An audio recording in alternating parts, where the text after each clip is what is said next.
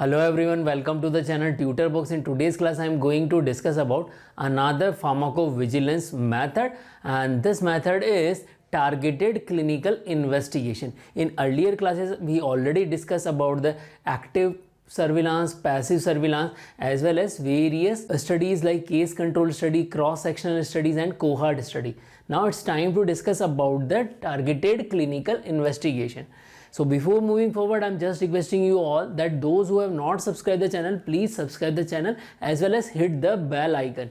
As well as you all know that in each and every lecture, we are giving the notes of that lecture. So the link of the notes is given in the description box.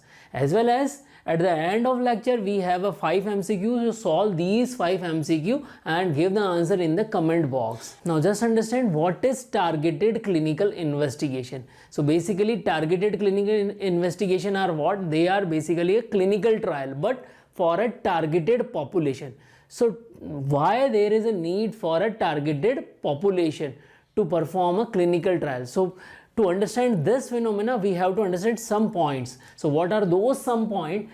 So initially we all know that in pre-approved clinical trials, there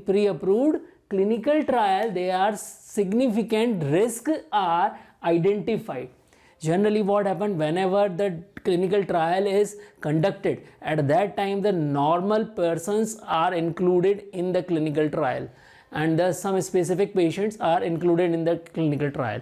So in pre-approval phase and all phase 1, phase 2, phase 3, they identify the adverse drug reaction, okay, but they are not able to identify the why ADR occur and what is the mechanism of action of ADR. So there is a possibility that significant risk is identified but its mechanism of action is not identified. As well as in some cases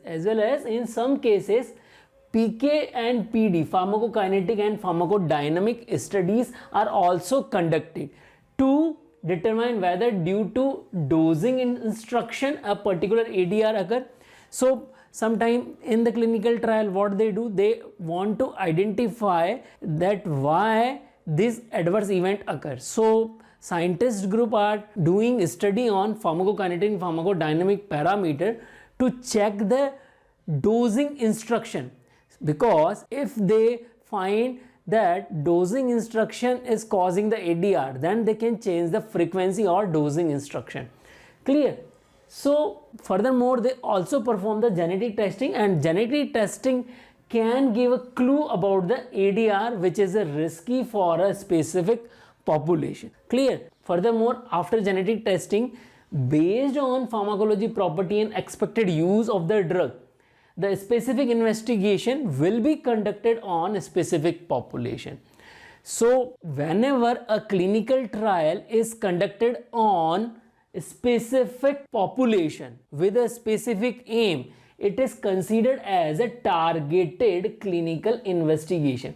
So what is the specific population? Here we are discussing the specific population is children, elderly people, as well as pregnant women and patient with comorbid condition like patient with hypertension as well as diabetes or some other cases, as well as hepatic and renal failure cases. So these are the specific population, we can say. These whole are considered as a specific population. So whenever we are doing trials, at that time these people might be excluded from the trials. Clear? That's why after trial, if the drugs are approved and then those drugs if applied or used by pregnant women, elderly people or hepatic or renal failure patient or a patient with a comorbid situation, then there is a possibility of adverse drug event. So to identify the specific adverse drug reaction and to quantify them, there is a need to conduct a specific clinical trial, and this type of clinical trial are known as a targeted clinical investigation. So what we are doing in the targeted clinical investigation, we choose these population, among them we choose these population, and we are doing what? Population PK study as well as therapeutic drug monitoring in a specific population as well as normal volunteers. So specific population is, I already discussed, children, pregnant women, elderly people, okay. and normal volunteers. So we are comparing specific population with normal volunteers. Clear? So after getting the data of population PK and TDM, we are able to fully quantify all possible risk. Clear? So जितनी भी risk होगी हम उसको identify कर पाएंगे, which was not fully evaluated in the traditional clinical trials.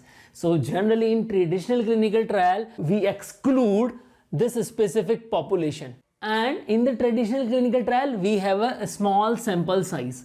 That's why we are not able to identify the specific adverse event on this specific population. Clear?